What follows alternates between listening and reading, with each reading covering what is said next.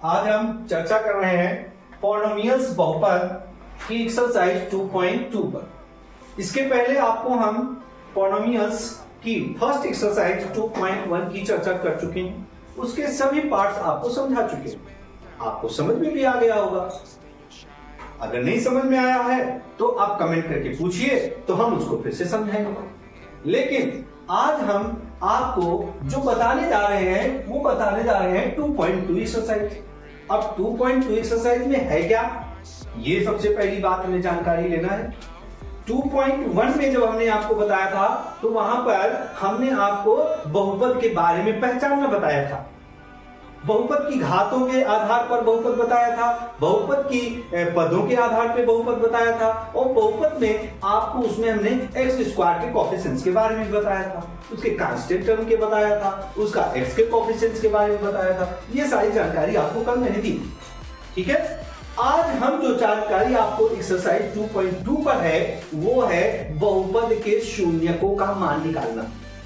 जैसा कि आप जानते हैं कि बहुपद वन वेरिएबल होता है, एक चर राशि का होता है।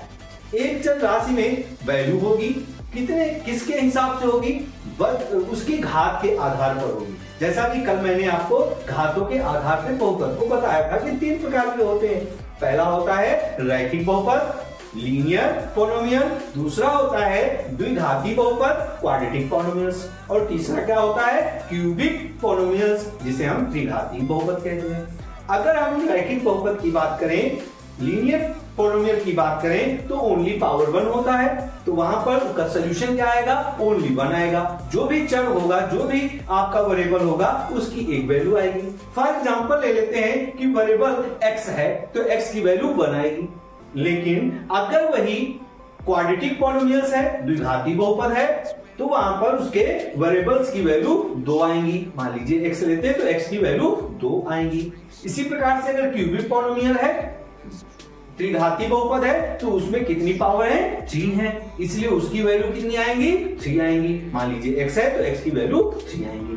अब इसी पर चर्चा करते हुए हम आपको आगे बढ़ाते हैं। चलिए क्वेश्चन आपको मैं 2.2 का पहला क्वेश्चन लेते हैं। निम्नलिखित पर बहुपद 5x - 4x² + 3 के मान को ज्ञात कीजिए। Find the value of the polynomials 5x - 4x² + 3 in given values x = 0, x = -1 and x = 2। यहां पर बहुपद जो दिया है, इस बहुपद को हम मान लेते हैं। पहले यहां पर हम सॉल्यूशन में चलते हैं और सॉल्यूशन में इस बहुपद को मान लेते हैं px बराबर आपका हो गया 5x - 4x² + 3। पहली चीज तो जो हमारा ये पॉलिनोमियल्स होता है उसे हम स्टैंडर्ड फॉर्म में लिख देते हैं।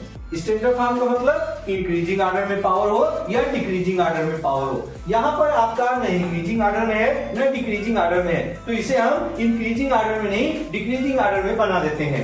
कैसे डिक्रीजिंग ऑर्डर में बनाएंगे, या हम इंक्रीजिंग ऑर्डर डिक्रीजिंग ऑर्डर में बनाएं या हम इंक्रीजिंग ऑर्डर में बनाएं। चलिए आपकी बात कर लेते हैं, इसको हम इंक्रीजिंग ऑर्डर बना देते हैं। पहले 3 लिखते हैं, 3 की पावर क्या है, यहाँ पर कांस्टेंट टर्म वेरिएबल की पावर 0 होगी। इसके बाद दूसरा आ जाएगा 5x, यहां पर वेरिएबल x की पावर 1 है, फिर -4x², तो ये हो गया आपका पॉलिनोमियल, ठीक है। अब ये पॉलिनोमियल हो गया, इसके कुल मिलाकर के कितने पार्ट दिए हैं, 3 पार्ट दिए हैं। इन तीनों पार्टों में इस पॉलिनोमियल की वैल्यू फाइंड करनी है। कैसे निकालेंगे, जैसे पहले पार्ट की बात करें, x = 0 गिवन है, और जब x = 0 गिवन होगा तो हमें सबसे पहले क्या करना पड़ेगा, P0 की वैल्यू निकालनी पड़ेगी। और P0 का मतलब जहां जहां पर x की वैल्यू है वहां पर हम 0 सब्स्टिट्यूट कर देंगे। जैसे यहां पर 3 हो गया, +5 x की जगह पे 0, -4 x की जगह पे 0, पावर 2 है, 2 कर दिया। अब यहां पर ये 3 होगा, जब 5 को 0 से मल्टीप्लाई करेंगे तो 0 ही तो हो जाएगा, और यहाँ पे 4 को 0 की घात करें, कुछ भी करें तो 0 ही आएगा, तो इसको भी हम 0 कर देते हैं इनटू, तो ये हो जाएगा 3 + 0 - 0, इसका मतलब 3। तो इसका मतलब px की वैल्यू कितनी आ गई, 3 आ गई। आपके पॉलिनोमियल्स की जो वैल्यू आ गई वो कितनी आ गई, 3 आ गई। इस प्रकार से अब हम सेकेंड पार्ट की बात करते हैं। सेकेंड पार्ट में आपका दिया हुआ है x = -1। जब x इज इक्वल टू -1 दिया है, जैसा कि यहां पर हमने लिया px बराबर 5x minus 4x square plus 3, और इसको स्टैंडर्ड फॉर्म में बनाया तो 3 plus 5x minus 4x square. तो यहां पर भी हम p-1 की वैल्यू लेंगे, तो यहां पर भी वैल्यू हम वही रखेंगे 3 प्लस 5 -1 माइनस 4 -1 का स्क्वायर। देखिए बच्चों 3 हो गया, 5 1 का 5 माइनस का 5 होगा, यहाँ पे -4 इंटू 1, तो ये हो जाएगा 3 माइनस 5 माइनस 4। अब यहां पर देखिए 3 माइनस के दोनों ऐड हो जाएंगे तो क्या हो जाएगा 9, और 9 में 3 जाएगा तो माइनस का 6। इसका मतलब p x की जो वैल्यू आई आपकी वो p x की कहते हैं, p-1 की जो वैल्यू आई वो आपकी -6 आई, और यहां पर भी जो आपकी वैल्यू आई p0 की वैल्यू आई वो 3 आई। इसका मतलब है कि बहुपद में अगर x is equal to 0 substitute कर देते हैं तो उसका मान 3 होगा, अगर x इज इक्वल टू -1 रख देते हैं तो उसका -6 वैल्यू होगा। इसी प्रकार से इसके थर्ड पार्ट की चर्चा कर लेते हैं। थर्ड पार्ट इसका है x इज इक्वल टू 2, तो यहां पर भी प्रोसेस वही होगा, हम क्या लेंगे p2 बराबर x की जगह पे क्या रख देंगे, यहां पर 3 तो वही रहेगा, प्लस 5 रहेगा, फिर यहाँ 2 आ जाएगा, -4 2 की पावर 2, ये हो जाएगा 3, और 5 2 जा 10 प्लस 10 -4 2 2 जा 4, ये हो जाएगा 13 -4 4 जा 16, 16 में 13 गया तो माइनस का 3। इसका मतलब p2 की वैल्यू आपकी क्या आ गई, -3 आ गई। इस प्रकार से ये पहला क्वेश्चन आपका कंप्लीट हो गया। ठीक है, चलिए क्वेश्चन की चर्चा करते हैं। क्वेश्चन नंबर 2, निम्न बहुपदों में से प्रत्येक बहुपद के लिए p0, p1, p2 ज्ञात कीजिए। जैसा कि पहले क्वेश्चन में मैंने आपको बहुपदों का मान बताया था, वहां पर x is equal to 0, x is equal to 0, x is equal to -1 और x इज इक्वल टू 2, ये 3 पार्ट आपने किए थे। सेम वही प्रोसीजर यहां पर भी है।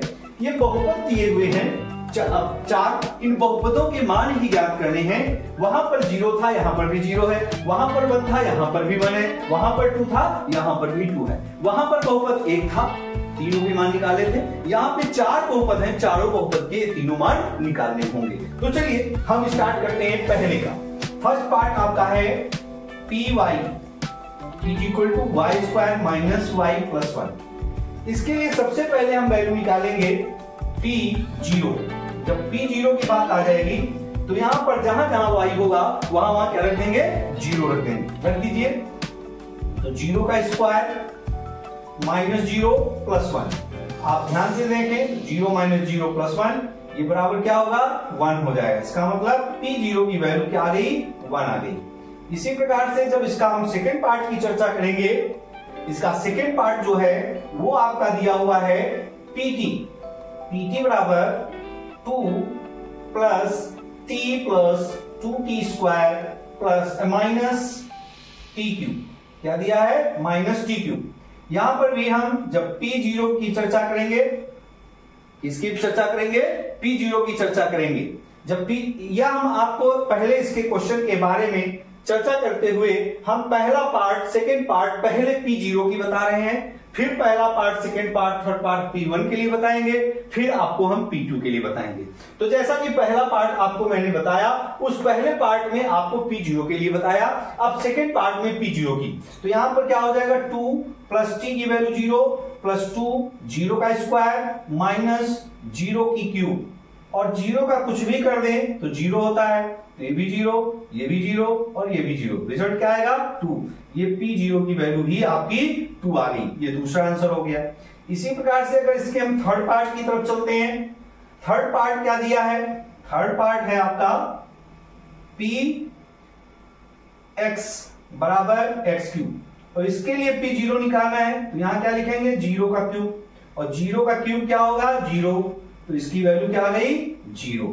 इसी प्रकार से इसका फोर्थ पार्ट अगर हम ले चलें, अगर इसके फोर्थ पार्ट की बात करें तो फोर्थ पार्ट हमारा जो होगा वो फोर्थ पार्ट क्या होगा, फोर्थ पार्ट आपका है px बराबर x माइनस 1 x प्लस 1। तो यहां पर हमें क्या निकालना होगा, p0। जब 0 रख देंगे तो 0 माइनस 1 0 प्लस 1, ये हो जाएगा -1 इंटू 1 बराबर -1, मतलब P0 की वैल्यू आ जाएगी -1। ये रहा आपके P0 के लिए सभी पॉइंट। अभी हम P1 के लिए सभी पॉइंट बताएंगे। नंबर 2 का पहले हम आपको P0 बता चुके हैं, अब हम P1 की बात कर रहे हैं। तो सॉल्यूशन में सबसे पहले हम बात करें सॉल्यूशन में जो इसका फर्स्ट पार्ट है Py is equal to y square minus y plus 1। तो हम बात करते हैं P1 की। तो P1 मतलब 1 का स्क्वायर माइनस 1 प्लस 1। तो 1 से 1 कट जाएगा, बचेगा 1 का स्क्वायर 1। P1 की वैल्यू आपकी आ गई 1। इसी प्रकार से जब हम इसकी बात करेंगे P2 की, तो P2 बराबर क्या हो जाएगा, क्योंकि हमारे पास P1 की वैल्यू आ गई, P2 की वैल्यू निकालने के लिए y की जगह पे 2 का स्क्वायर माइनस 2 प्लस 1। तो ये हो जाएगा 2 2 4 माइनस 2 प्लस 1। अब यहाँ पे देखिए 4 में 2 चला गया तो 2 बचेगा, 2 प्लस 1 इज इक्वल टू 3। तो ये आपकी P2 की वैल्यू आ गई। P2 की वैल्यू क्या आ गई, क्लियर हो गया। अब इसके बाद हम फर्स्ट पार्ट के बाद सेकेंड पार्ट की चर्चा करते हैं। तो सेकेंड पार्ट हमारे पास जो है उस पर हम चर्चा करते हैं। सेकेंड पार्ट है Pt बराबर 2 plus T plus 2t square minus 3। यहां पे भी P1 रखेंगे तो ये हो जाएगा 2 plus 1 plus 2 into 1 square minus 3। तो ये आपका हो जाएगा, यहां पर t क्यूब है तो ये हो जाएगा आपका 1 की पावर 3। तो ये हो जाएगा 2 1 3 और प्लस 2 माइनस 1। तो यहां पर देखने को मिल रहा है 3 प्लस 1 बराबर 4। तो P1 की वैल्यू आपकी 4 आ जाएगी। इसी प्रकार से P2 की वैल्यू जब निकालेंगे तो 2 प्लस 2 इंटू 2 की पावर 2 माइनस 2 की पावर 3। तो हो जाएगा 2 2 4 प्लस 2 इंटू 4 माइनस 8। तो ये हो जाएगा 4 प्लस 4 2 जा 8 माइनस 8 से 8 कैंसिल हो जाएगा, 4 बचेगा। P2 की वैल्यू आपकी 4 आ जाएगी। P1 की वैल्यू भी 4 आई है और P2 की वैल्यू भी 4 आई है। इसी प्रकार से हम थर्ड पार्ट की तरफ चलेंगे। जब थर्ड पार्ट की बात करेंगे तो Px इज इक्वल टू आपका x की पावर 3 दिया है। P1 निकालेंगे तो 1 की पावर 3 लिखेंगे तो P1 बराबर आपका 1 आ जाएगा। इसी प्रकार से अगर हम P2 की वैल्यू निकालें तो 2 की पावर 3 होगा और P2 2 की पावर 3 को हम 8 लिखते हैं, तो ये आपका वैल्यू होगी। इसी प्रकार से हम थर्ड के बाद फोर्थ पार्ट में चलते हैं। फोर्थ पार्ट आपका दिया है Px बराबर x माइनस 1 x प्लस 1। अब यहां पर बात करते हैं, सबसे पहले हम निकालते हैं P1 की वैल्यू। जब P1 की वैल्यू निकालेंगे तो 1 माइनस 1 1 प्लस 1। 1 माइनस 1 मतलब 0, 1 प्लस 1 का मतलब 2। 0 को 2 से मल्टीप्लाई करेंगे तो 0 हो जाएगा। P1 की वैल्यू जो आपकी आएगी वो 0 हो जाएगी। इसी प्रकार से P2 की वैल्यू जब निकालेंगे तो 2 माइनस 1 और 2 प्लस 1। तो 2 में 1 घटा 1 हुआ, 2 और 1 3 हो गया। तो P2 की वैल्यू जो आपकी आएगी P2 बराबर 3 1 जा 3। P2 की वैल्यू 3 हो जाएगी। इसी प्रकार से ये तीनों क्वेश्चंस आपके कंप्लीट हो गए। ठीक है।